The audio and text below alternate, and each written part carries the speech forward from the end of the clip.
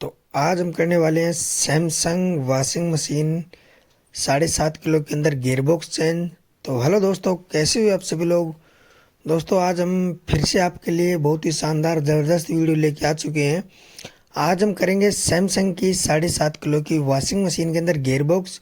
इसके गियरबॉक्स के अंदर पानी आ गया था, काफ़ी पुराना गियरबॉक्स हो चुका है।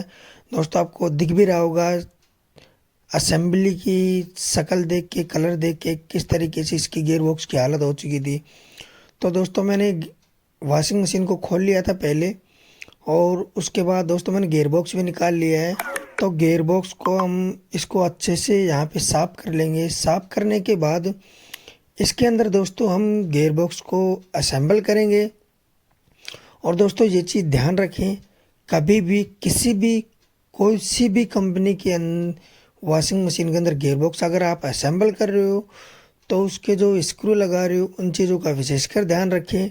क्या कि दोस्तों काफ़ी मेरे दोस्त हैं जो गलती कर बैठते हैं, जो इस गियरबॉक्स के दोस्तों जो पेच हैं वो दोनों साइड से बराबर कसे जाते हैं। काफ़ी दोस्त हैं जो एक साइड से एक नट को पूरा टाइट कर देते हैं, उसके बाद दूसरी साइड का नट को टाइट करते हैं। तो इन चीज़ों का विशेषकर ध्यान रखें। क्या कि दोस्तों ये छोटी छोटी चीज़ें हैं जो आगे बहुत बड़ी गलती का सामना या फिर नुकसान का सामना करना पड़ सकता है। तो इन चीज़ों का ध्यान रखें। जिस तरीके से दोस्तों मैं दो दो चार चार चूड़ी इनके अंदर लगा रहा हूँ, उसी तरीके से दोस्तों आप भी लगाएं और अच्छे से ध्यानपूर्वक गियरबॉक्स को सेट करें। और दोस्तों मैं गियरबॉक्स को लगा रहा हूँ, देखो जिस तरीके से मैं लगा रहा हूँ इस तरीके से आप भी लगा दें। और दोस्तों ये सैमसंग की 7.5 किलो की वॉशिंग मशीन है।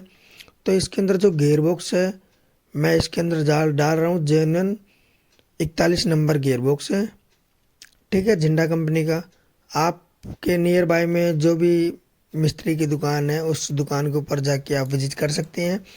और देखो हर तरफ हर मिस्त्री अलग अलग कंपनियों के रखते हैं, तो मेरे को जैसा अच्छा लगा वो मैं लेके आ गया हूँ और ये फाइनली लगा चुका हूँ गियरबॉक्स। तो इसको हम आराम से सही तरीके से सेट करके इसको हम सेट कर देंगे। इसके जो बुलेट वगैरह हैं उनको अच्छे से लगा देंगे और मैं लगाता हूँ, फिर मैं आपको दिखाता हूँ किस तरीके से इसको दोनों साइड से अच्छे से चेक करके इसको बिठा के इसके अंदर नट लगाते हैं। और नट लगाने के बाद अच्छे से चेक कर ले एक बार और कि कहीं से खुला तो नहीं रह गया, कहीं से कहीं क्या है कि काफ़ी पुरानी वॉशिंग मशीन हो जाती है तो अच्छे से कई बार सेट भी नहीं होती है, तो चारों तरफ से एक बार चेक कर ले। चेक करने के बाद दोस्तों इसके मैं नट स्क्रू लगा देता हूँ। और स्क्रू लगाने के बाद दोस्तों इसको सीधा करते हैं। सीधा करने के बाद दोस्तों हम इसके अंदर डालेंगे पल्सीटर। एक बार गियरबॉक्स डालने के बाद पल्सीटर भी दोस्तों चेक कर ले, जो इसके अंदर बुश लगा हुआ होता है तो उस बुश को भी चेक कर ले अच्छे से। क्या है कि दोस्तों गियरबॉक्स तो अपन डाल रहे हैं नया, लेकिन पल्सीटर के अंदर जो बुश है वो ख़राब हो जाता है। उसके अंदर क्या है कि जो उसकी जो जिसके अंदर पल्सीटर गियरबॉक्स के अंदर सेट होता है वहाँ पे उसके अंदर जगह बन जाती है, जो उसका बुश है वो ख़राब हो जाता है।